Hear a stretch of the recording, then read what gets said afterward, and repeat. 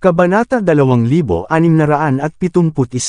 Lolo, laking gulat ni Cathy Cobb na tuluyang nawala ng kulay ang kanyang mukha. Bahagyang kumunat ang noo ni Harvey York. Matapos niyang mapagtanto na ang lason ay tumatalbog sa katawan ni Dean Cobb, alam niyang nasa huling hakbang na ang operasyon. Ang mga itim na sinulid na natipon sa noo ni Dean ay mabilis na umakyat patungo sa kanyang puso. Kung ang lason ay umabot sa kanyang mga ugat, si Dean ay mamamatay sa lugar. Si Harvey ay hindi isang napakahusay na sanay na doktor. Mahihirapan siyang harapin ang sitwasyong ito. Halos sabay-sabay, gumawa si Harvey ng malaking paghiwa sa dibdib ni Dean gamit ang isang scalpel, na naglabas ng mas maraming dugo mula sa kanyang katawan. Ginawa niya ito upang maalis ang ilang lason habang pinipigilan ang itim na lubad na pumasok sa puso ni Dean. Di nagtagal, galit na sumigaw si Harvey, "Lumabas ka!" Hindi ito malakas, ngunit puno ng tono, may marangal na aura, na nakakatakot sa mga katulad ni Kim Moreno. Hindi siya natinag matapos marinig ang sigaw ni Harvey ng mga sandaling iyon. Walang ideya si Harvey kung sino ang babae, ngunit alam na alam niyang makakaapekto ito sa operasyon ni Dean kung patuloy siyang may istorbo. Walang oras si Harvey na makipagdeal kay Kim. Pagkatapos ng lahat, siya ay ganap na nakatutok sa pag-alis ng lason sa katawan ni Dean. Kailangan niya ang bawat segundo upang alisin ang lason. Kung hindi, ang lahat ay magiging walang kabuluhan. Mabilis na sinaksak ni Harvey ang ilang iba't ibang mga punto sa dibdib ni Dean nang walang dalawang pag-iisip, pansamantalang pinigilan ang lason na mahawahan ang natitirang bahagi ng kanyang dugo. Kasabay nito, tuluyang nilunod ni Harvey si Dean sa palayok ng lason, sinusubukang e-neutralize ang lason sa kanyang katawan. Kinuha ni Harvey ang isa pang scalpel at sinaksak ang tuktok ng noo ni Dean. Bumulwak ang maitim na dugo kung saan-saan. Ito ay isang nakakatakot na tanawin, ngunit ang lason ay pansamantalang itinigil. "Ikaw na masama, how dare you nasaktan si Elder Cobb ng ganyan? Sinasabi mo bang lumabas ako? Kilala mo pa ba kung sino ako?" Sa wakas ay nagkamalay na si Kim. Matapos makita ang isang nakakagulat na tanawin, siya ay nagalit nang itinaas niya ang kanyang baril kay Harvey. Gaano kalakas ang loob ng isang lalaki mula sa bansa H na subukang saktan ang nanyang God of War? Dang Yu. Sa mga mata ni Kim, wala siyang pakialam kung mamatay si Dean basta ibinahagi niya ang kanyang mga sikreto at karanasan. Pagkatapos ng lahat, ang kaalaman tungkol sa Diyos ng digmaan ay mas mahalaga kaysa sa kayamanan at katayuan lamang. Kung makuha ni Kim ang lahat ng ito, maaaring magkaroon ng ibang God of War ang pamilya Moreno. "Tumigil ka." Natauhan si Cathy at tumayo sa harap ni Harvey na hinawakan ang kamay ni Kim. "Tumigil ka, Miss Moreno." Malamig na bulalas ni Cathy. "Damn you whore. May nagtangkang sakta ng Diyos ng digmaan dito. Bilang pinuno ng gang, ano ba talaga ang pinaplano mo? Ito ang lolo mo ang pinag-uusapan natin. Papapano o din mo na lang ba siyang mamatay? Kumakampi ka ba sa kalaban?" Mukhang galit na galit si Kim. "Naiintindihan ko ang sakit na dinanas mo sa pag-aalaga sa isang may edad na paralisado sa loob ng maraming taon. Pero, lolo mo pa rin siya. Paano mo ito magagawa sa kanya? Hindi ko maintindihan, Cathy. Paano ka magiging pinuno ng isang gang ang isang sosyal na paro-paro na tulad mo kung wala kang kahit katiting na katapatan? Hindi mo ba alam na dapat mong igalang ang matanda na igalang ng mga kabataan? Tigilan mo na ako sa paninirang puri, Kim Moreno." Isang malamig na titig ni Cathy Cobb habang buong lakas niyang hinawakan ang kamay ni Kim. "Ako ang tumawag kay Sir York dito. Naiintindihan niya ang sining ng pagpatay. Alam niya kung paano gamutin ang lason sa katawan ng aking lolo. Kung makumplito niya ang huling hakbang na ito, babalik sa normal ang aking lolo. Mabubuhay pa siya ng 10 taon. Babalik siya sa kanyang kalakasan. Para sa Nanyang Gang, at maging sa buong estado, hindi ito maliit na bagay. Napakahalaga ng pagbawi, kaya pakiusap, tigilan mo na si Sir York. Ito ay isang napakahalagang sandali para sa kanya upang mailabas ang lason." Sa ugali ni Cathy, siguradong gagawa siya ng aksyon. Ngunit alam niyang maaapektuhan niya ang ginagawa ni Harvey sa kanyang lolo kapag nagkaroon ng away sa oras na iyon. Kaya lang niyang pigilin ang kanyang nararamdaman at pilit na kumbansihin si Kim sa mga salita lamang. Ikaw, hindi mabitawan ni Kim ang kanyang kamay. Napuno ng galit ang maganda niyang mukha dahil doon. Malinaw, hindi niya inaasahan na ang isang tulad ni Cathy ay maglalakas loob na sumalungat sa kanya. Kasabay nito, ang hindi masabi na takot ay maramdaman sa kanyang puso. Matatapos na ang lahat kung talagang gumaling si Dean Cobb kapag naalis na ang lason sa kanya. Sampal, itinaas niya ang kaliwang kamay bago tuluyang sinampal sa mukha si Cathy nang walang pag-iisip. Napa-atres si Cathy, makikita ang mga pulang marka ng palad sa kanyang magandang mukha sa sandaling ito. Galit ka ba, Cathy? Wala akong sasabihin kung kukuha ka ng ilang doktor mula sa bansa H para suriin si Elder Cobb. Pero sino ito? Isang peke. Anong ibig mong sabihin na iintindihan niya ang sining ng pagpatay? Nagbibiro ka ba? Sa tingin mo alam niya kung paano iligtas ang mga tao gamit iyon? Sinisikap mo bang iligtas si Elder Cobb? Baliw ka ba na nagtangkang pumatay sa kanya? Iyan ang sinusubukan mong gawin. Naglabas ng nakakatakot na aura si Kim. Masama na kung hindi ka mag-isip ng tama, pero babayaran kita kung pahihirapan mo si Elder Cobb hanggang mamatay. Pinayagan mo ang ilang manloloko na oprahan ang isang lalaking may pinakamataas na katayuan sa Nanyang.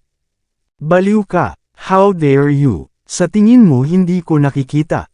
Parang may magligtas sa'yo. Sinaksakan niya ng scalpel si Elder Cobb sa ulo. Kung hindi ito pagpatay, ano ito? Kung hindi mo bibitawan, huwag mo akong sisihin sa mga sumunod na mangyari. Bilang pinuno ng gang, nakipagsabuatan ka sa mga puwersa sa labas para patayin ang ating Diyos ng digmaan.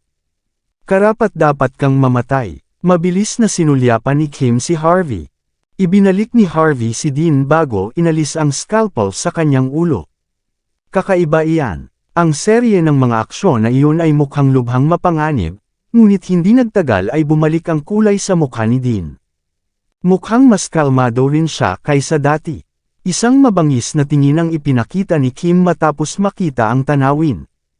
Mabuti naman na wala siyang lihim ng war god, ngunit hinding-hindi niya hahayaang bumuti pa ang kalagayan ni Dean. Kung gumaling si Dean, ito na ang kanyang kamatayan.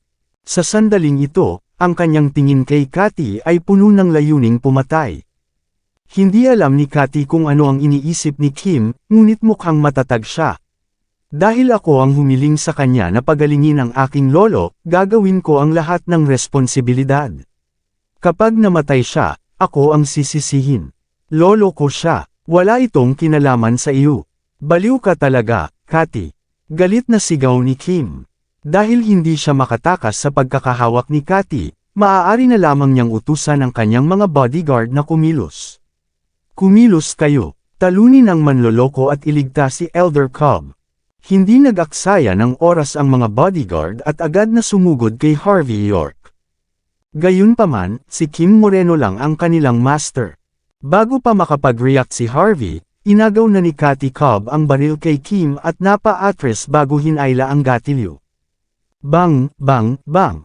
Ang bodyguard na namumuno sa grupo ay bumagsak sa lupa na may dugong bumulwak sa kanya. Nagkatinginan ang iba bago nagkalat na may nakasulat na nakakatakot na ekspresyon sa kanilang mga mukha. Nagalit talaga si Kim sa nakita. Sanay kasi siya sa pagiging mayabang at dominante sa Nanyang. Wala pang nagparanas sa kanya ng ganito. Malamig na tumawa si Kim. Grabe naman na sinubukan mong patayin ang sarili mong lolo.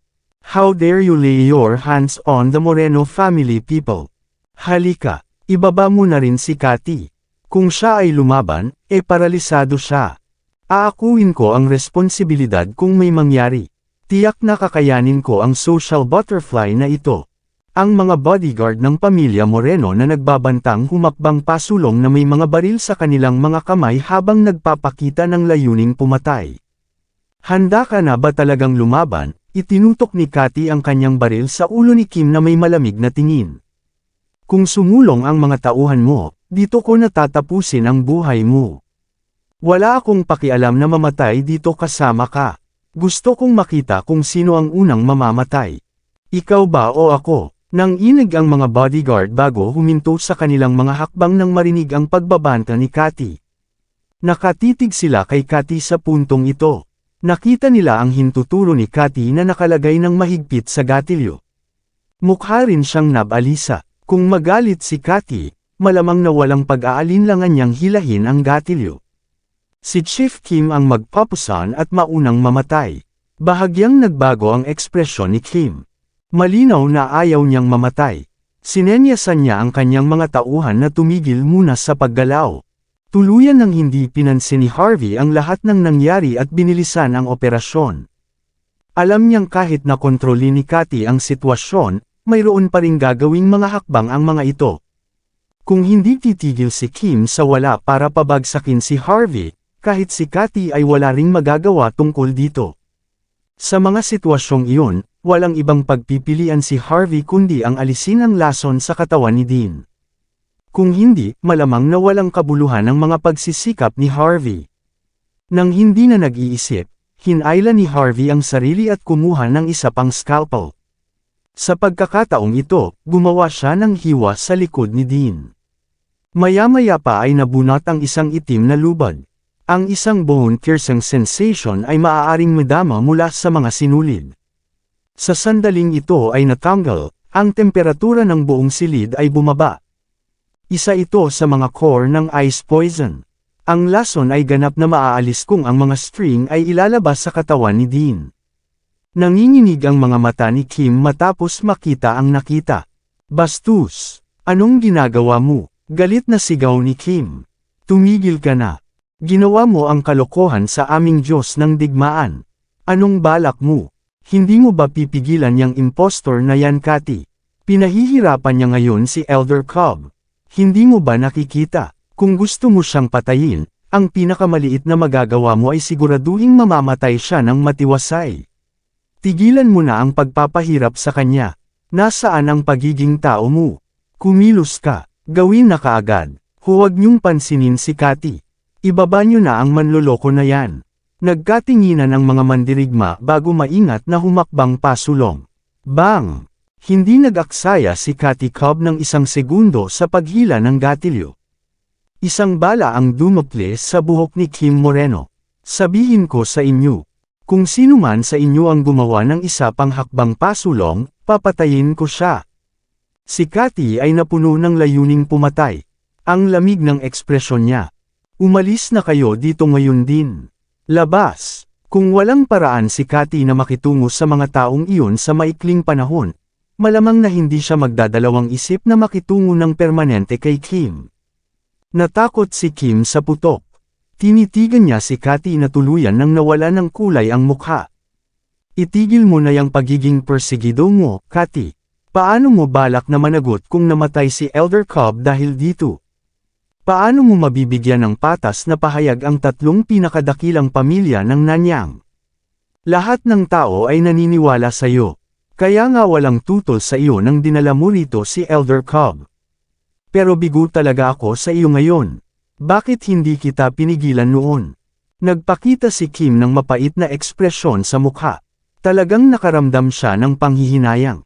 Dapat ay nagdala pa siya ng mas maraming baril para barilin si Harvey. Kung ganoon ang kaso, hindi siya mapipilitang bumalik. Ang lalaking nasa likod ko ay sarili kong lolo. Kapag may nangyari sa kanya, babayaran ko ng buhay ko. Malamig na bulalas ni Cathy. Hindi bagay sa iyo ang pamilya Cobb. Wala kang karapatang makialam. Walang karapatan. Malamig na tawa ni Kim. Sino ka sa tingin mo, Cathy? Nakalimutan mo na ba na ako ang huling disipulo ni Elder Cobb?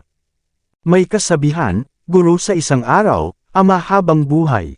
Mula sa pananaw na ito, ako dapat ang iyong senior. At sasabihin mong wala akong karapatan. Hindi mo man lang ako binigyan ng patas na pahayag tungkol sa mga tao sa aking pamilya.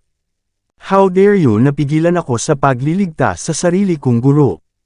Binibigyan kita ng huling babala, Cathy. Tumabi ka dito. Kung hindi, huwag mo akong sisihin sa paglilinis ng buong lugar na ito. Handa nang kumilos ang mga bodyguard mula sa pamilya Moreno. Ang ilan sa kanila ay maingat na inalis ang safety lock mula sa kanilang mga baril, handa nang barilin si Cathy kung may pagkakataon. Bibigyan kita ng patas na pahayag tungkol sa iyong mga tauhan. Pero hindi ngayon. Si Katie ay hindi fazed sa lahat. Isang malamig na tingin ang bumungad sa kanyang mukha sa sandaling ito. Sasabihin ko ulit sa'yo. Babarilan kita kapag sumubok ka ng kalokohan dito. Kapag may humakbang pasulong, babarilin kita. Kapag may bumaril sa akin, babarilin din kita. Kapag may pumihil kay Sir York na iligtas ang lolo ko, babarilin pa rin kita. Kahit anong gawin mo, babarilin kita. Matigas si Cathy. Kung may nangyaring masama, lalapitan niya si Kim. Ang mga mata ni Kim ay hindi mapigilan matapos marinig ang mga salitang iyon. Palagi niyang tinatrato si Cathy bilang isang kalapitang mababa ang lipad, ngunit hindi niya alam na magiging matigas ang ulo nito sa mga oras na ganito.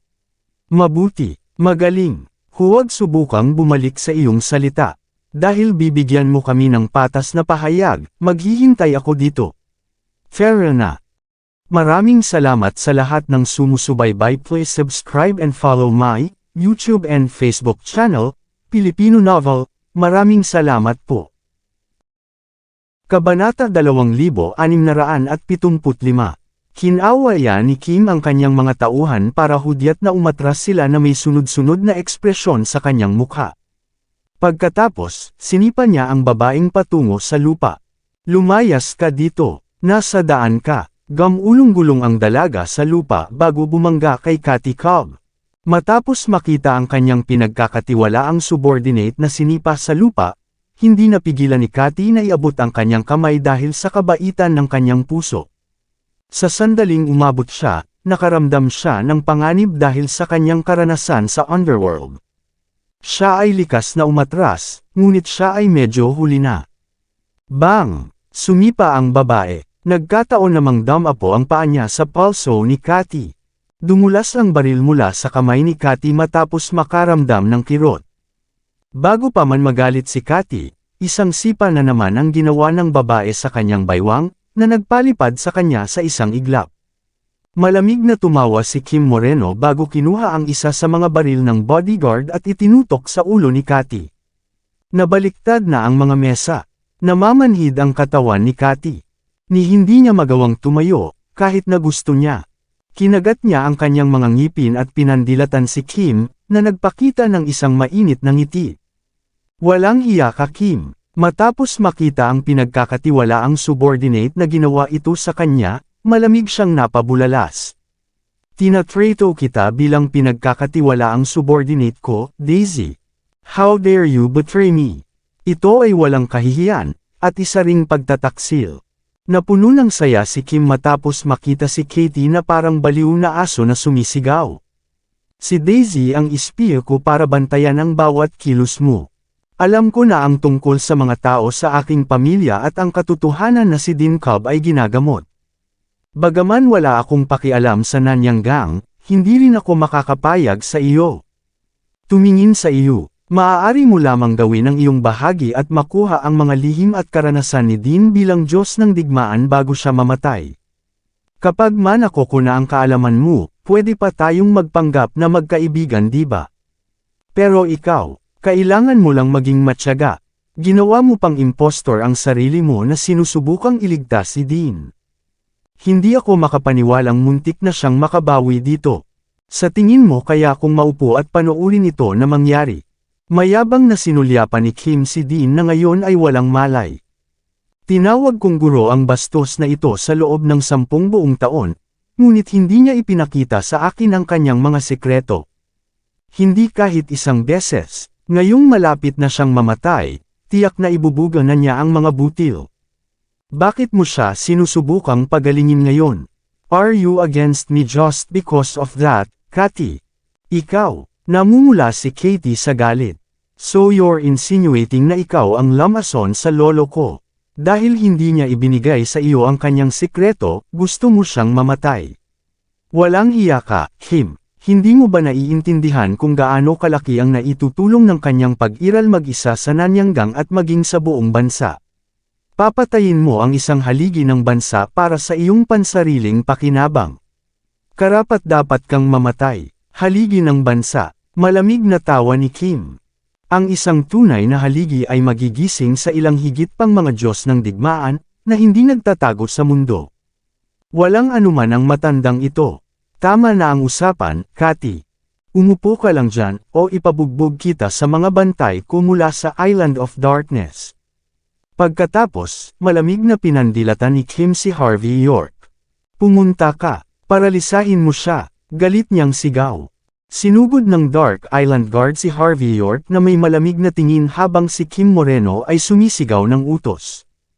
Malinaw na naririnig ni Harvey ang salungatan na nangyayari, ngunit wala siyang oras upang harapin ito sa kanyang sarili dahil ito ay isang mahalagang sandali upang iligtas si Dean Cobb. Kung tumigil siya noon, magiging wala na ang lahat. Pagkatapos ng lahat, hindi siya isang sinanay na doktor. Alam niya lamang kung paano haharapin ang sining ng pagpatay. Ang sabi, hindi niya inaasahan na magiging ganito kagulo ang Nanyang Gang. Hindi siya makapaniwala na gagawin ni Kim ang anuman para sa lihim ng God of War. Walang balak sumuko si Harvey. Huminga siya ng malalim at naglabas ng scalpel bago gumawa ng mga hiwa sa siyam na bahagi ng katawan ni Dean. Flink flink flink flink. Ang mga itim na sinulid na kasing laki ng mga karayom ng yelo ay nabunot lahat. Matapos ang huling laslas, ang lason sa loob ng katawan ni Dean ay ganap na naalis. Ngunit kahit na si Dean ang Diyos ng digmaan, walang paraan na maibabalik niya agad ang kanyang lakas. Pulang-pula ang mukha niya ng mga oras na iyon. Matapos ang operasyon ni Harvey, lumingon siya sa isang tabi bago ibinayo ang likod ng palad niya pasulong. Sampal, isang Dark Island na mandirigma ang pinadala sa paglipad bago bumagsak sa harap mismo ni Kim. Ikaw na masama, ang lakas ng loob mong lumaban. Nagdilim ang ekspresyon ni Kim sa isang iglap matapos makita ang tanawin. Magsama-sama kayo, patayin siya, hilahin ang gatilyo. Ang natitirang 5 bodyguard ay bumunot ng kanilang mga baril at sumulong matapos matanggal ang kanilang mga safety lock. Nag-aalala si Cathy Cobb, Master York. Ang mga taong iyon ay ang mga mandirigma ng Dark Island, na inupahan ng pamilya Moreno sa mataas na halaga. Ang bawat isa sa kanila ay napakalakas. Kailangan mong mag-ingat. Mga mandirigma ng Dark Island. Kumunot ang noo ni Harvey. Medyo naubos na niya ang enerhiya. Kung siya ay nasa buong lakas, tiyak na maipapalipad niya ang mandirigma sa isang sampal. Upang maiwasan ang hindi sinasadyang pananakit ng mandirigma kay Dean, si Harvey ay nasa isang napakaliit na lugar. Bang, bang, bang. Walang pag-aaksaya ng isang segundo, hinayla ng mga mandirigma ang gatilyo ng kanilang mga baril na nakatutok kay Harvey bago sila natauhan. Nakakahiya lang na wala silang natamaan. Kahit na malapit nang matapos si Harvey, mayroon pa rin siyang kahangahangang aura sa paligid. Matapos itagilid ng bahagya ang katawan ay nagawa niyang iwasan ang sandamakmak na bala. Kasabay nito, nakatayo na si Harvey sa harap ng mga mandirigma habang lumilipad ang mga bala. Bang, bang, bang.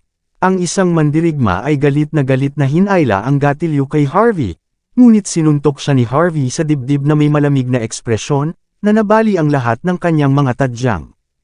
Nang hindi umimik, sabay na hinawakan ni Harvey ang kamay ng mandirigma at hinayla ang gatilyo sa magkabilang gilid. Bang, bang. Ang dalawang mandirigma na sumugod kay Harvey ay nahulog sa lupa, hindi gumagalaw.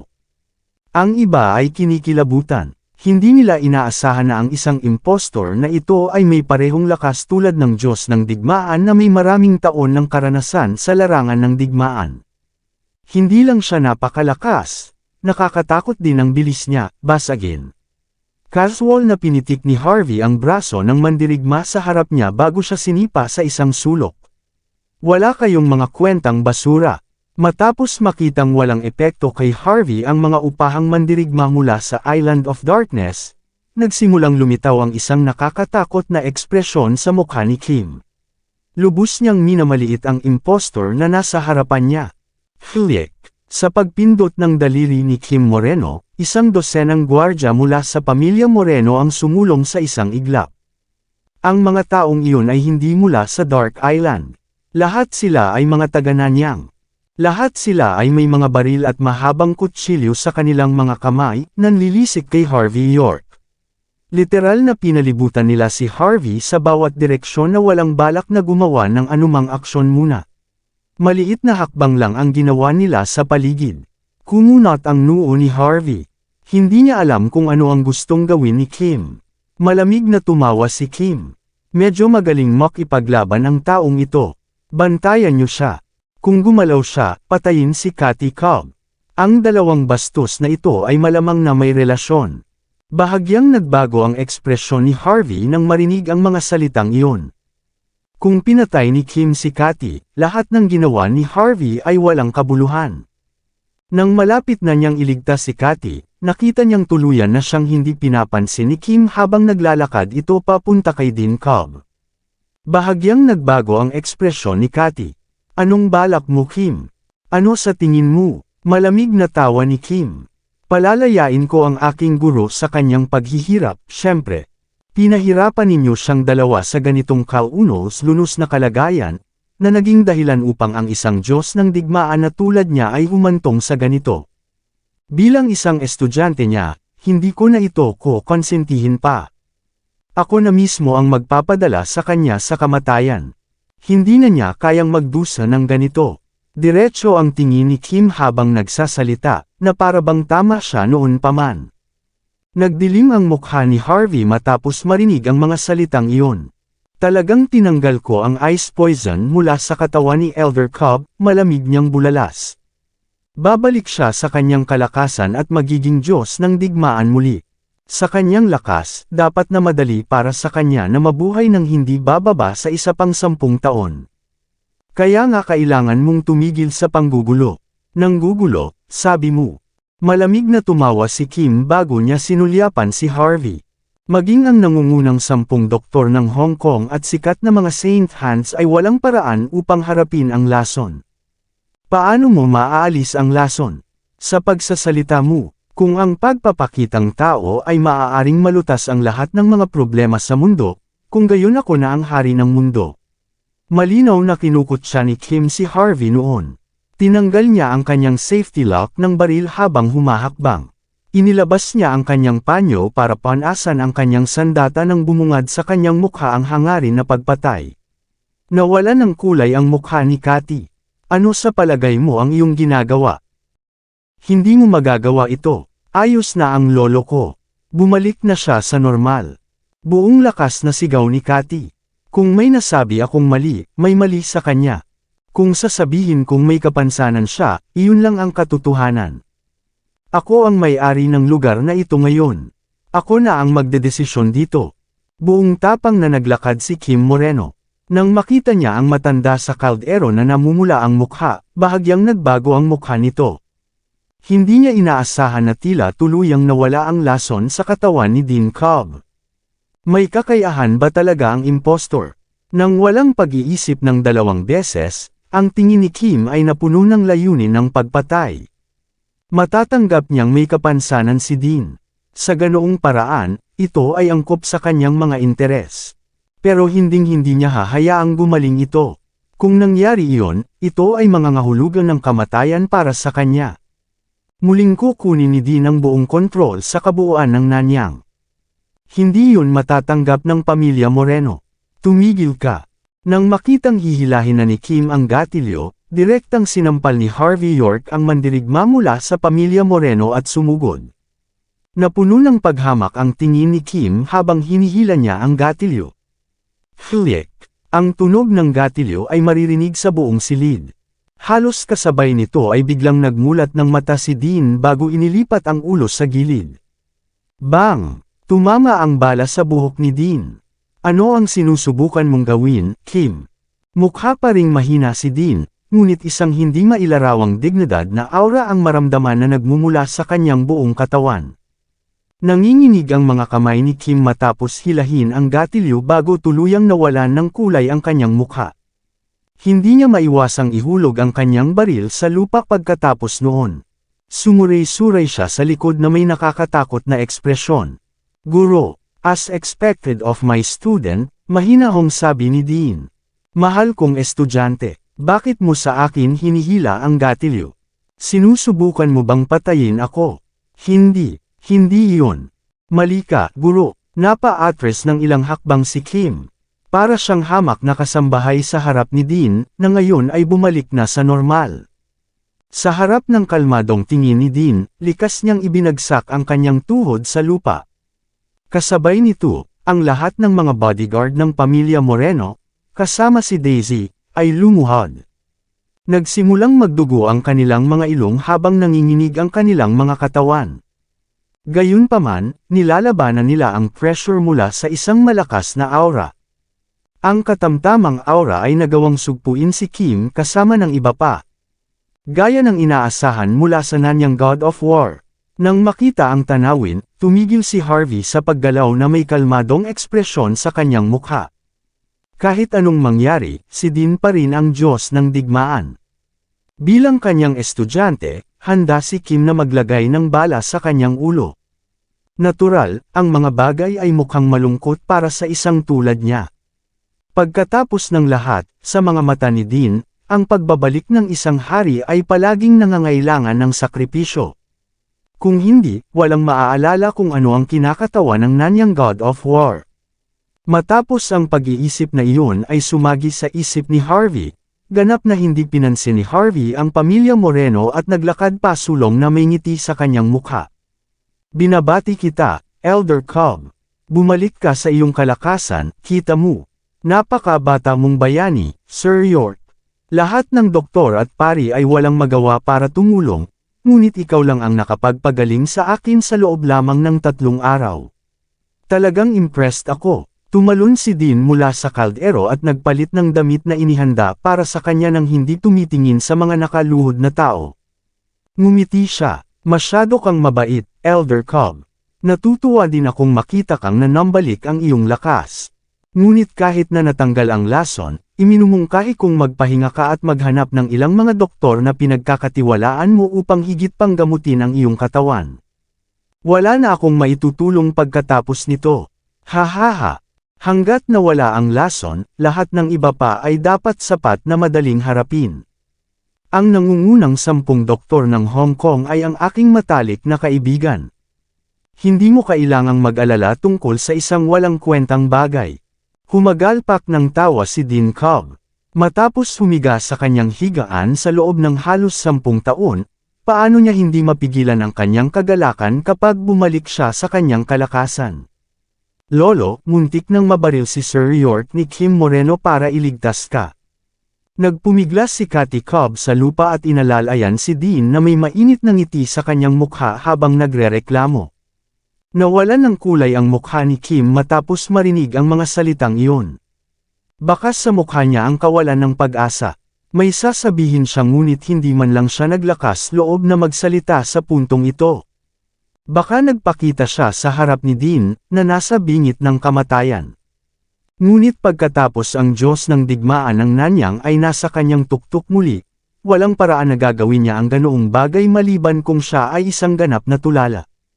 Ang dakilang kabaitang ito ay hindi maaaring pasalamatan sa mga salita lamang, Kuya York. Ipinakita ni Dean ang kanyang paghanga kay Harvey York. Noong nasa tuktok ako, marami akong naging kaibigan sa buong mundo. Pagkatapos na bumagsak mula sa kapangyarihan, alam ko kung gaano karupok ang mga relasyon ng tao. Ngunit, dahil sa tulong mo, tatawagin kitang kapatid anuman ang mangyari sa hinaharap. Tapos winuwagayway niya ang kamay niya habang nagsasalita. Pumunta ka, dalhin mo sa akin. Ngumiti siya, hindi na kailangang maging mabait, Elder Cobb. Mayroon akong mga personal na dahilan upang tulungan ka pa rin. Wala kang dapat ibigay sa akin. Talaga, tumawa siya. Since you're so honest, hindi ko mapapatawad ang sarili ko kung hindi kita bibigyan ng kahit ano. Maya-maya pa ay naglabas si Cathy ng isang antique box sa likod ng hall na may excited na mukha at saka inilagay sa harap ni Dean. Pagkatapos ay magalang na yumuko si Cathy kay Harvey. Iniligtas mo ang lolo ko, Sir York. Iniligtas mo ako kasama ang buong pamilya. Mula ngayon, ako na ang mag-utos. Mapupunta pa ako sa kailaliman ng impyerno kung ako ang tatanungin mo. Kung sino man ang magtangkang saktan ka, kailangan nilang lampasan ang aking bangkay. Isang matamis na ngiti ang pinakita ni Harvey. Masyado kang mabait, Chief Cobb. Nakarating lang ako dito sa tamang oras. Bukod dyan, marami tayong pagkakataon na magtulungan sa hinaharap. Magkikita tayo kapag may pagkakataon at magtulungan tayo kapag may problema tayo. No need to exaggerate anything. Si Harvey ay tapat. Bilang karagdagan sa kabaitan ni Cathy, tinutulungan siya ni Harvey dahil naiintindihan niya ang kahalagahan ng impluwensya ng Nanyanggang sa Hong Kong at Las Vegas. Kahit anong mangyari, tatandaan ko ang ginawa mo sa amin, Sir York. Ang matangkad na figure ni Cathy ay yumuko muli kay Harvey, na nagpapakita ng kanyang nakakaakit na cleavage. Nakaramdam ng awkward si Harvey bago inilipat ang tingin sa ibang lugar. Tama ang mahal kong apo, Kuya York. Ano man ang iyong intensyon, ikaw pa rin ang aming tagapagligtas. Ngumiti siya. Iniligtas mo ako at naibalik mo pa ako sa aking tuktok. Tiyak na kailangan kong bayaran ka kahit papaano. Halika, ito ay sa iyo mula ngayon. Hinugot niya ang isang badge na gawa sa quartz mula sa antique box at inilagay sa harap ni Harvey. Kabanata 2680. Ang pangalang Cobb ay bahagyang nakaukit sa kanyang badge. Ito ay talagang isang matikas na bagay. Ito ang Cobb badge, Brother York. Nang bigyan ako ng titulong God of War noon, nagsanib puwersa ang mga bansa sa Timog Silangang Dagat para gawin ito para sa akin. Ito ay kumakatawan sa aking pagkakakilanlan bilang ang Diyos ng digmaan at ang aking katayuan sa Timog Silangang Dagat. Sa oras na iyon, ang badge na ito ay magkakaroon ng parehong awtoridad gaya ng sa akin. Maging ang mga hari ng Thailand at India ay kailangang magbigay ng respeto. Walang epekto ang bagay na ito sa nakalipas na 10 taon. Ngunit mula ngayon, naniniwala akong maibabalik nito ang dating kaluwalhatian bilang isang kayamanan. Alam kong maaaring hindi ka interesado, Kuya York. Tapos, sa iyong husay at malawak na pag-iisip, hindi mo na kailangan ng ganoon. Ngunit ito lamang ang aking munting pasasalamat. Kailangan mong kunin, kung hindi, hindi ako makakatulog ng maayos. Seryoso ang itsura ni Dean Cobb habang itinutulak ang badge sa kamay ni Harvey York. Laking gulat ni Kim Moreno at ng iba pa matapos marinig ang mga katagang iyon. Walang nag-akala na ang manloloko ay papahalagahan ng husto hanggang sa mabigyan siya ng Cobb badge. Gamit ang badge, walang maglalakas loob na hamanin siya sa buong Timog Silangang Dagat sa hinaharap. Medyo natigilan si Harvey. Hindi niya inaasahan na ganito ka mapagbigay si Dean. Umiling siya, sobra ito, Elder Cobb. Hindi ko makukuha ito. Alam na alam ni Harvey ang kahulugan ng item na ito. Si Dean ay ang Nanyang God of War. Siya ay isang maalamat na nilalang kahit sa buong Timog Silangan. Kung babalik siya sa kanyang bansa, dapat magbigay galang ang lahat ng nasa Timog Silangan sa Nanyang. Kung mangyayari iyon, hindi maiisip ang kapangyarihan ng Cobb badge.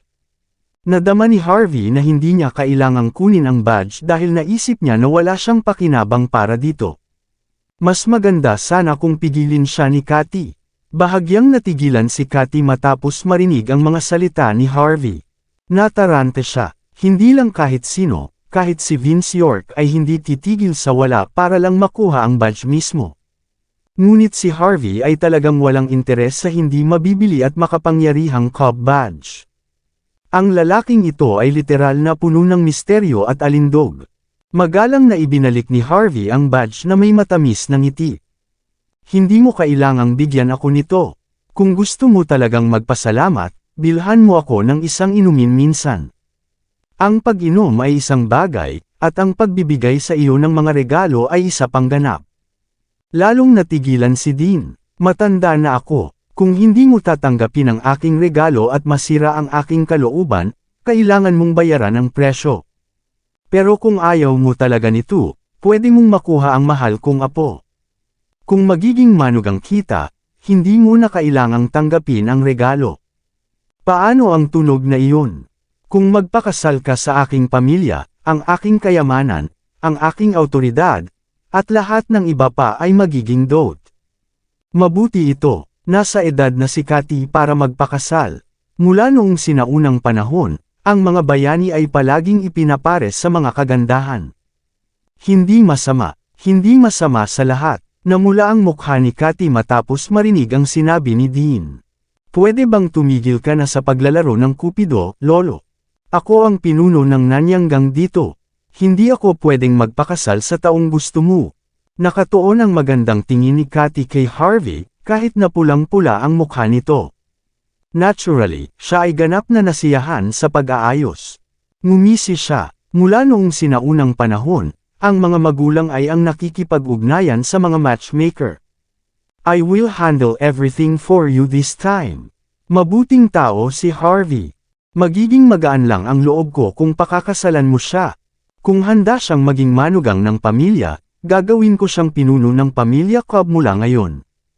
Nanginginig ang mga mata ni Harvey bago niya inagaw ang Cobb badge. Elder Cobb, kung tutusin, sa tingin ko kailangan ko talaga ang badge na ito. Magagawa ko ang anumang gusto ko sa Timog Silangan gamit ito. Maraming salamat. Jeez, may kailangan pa akong harapin bukas. Kailangan ko nang umalis ngayon. Ang ganda ng pakikipagkwentuhan ninyong dalawa sa akin. Agad namang tumakbo si Harvey.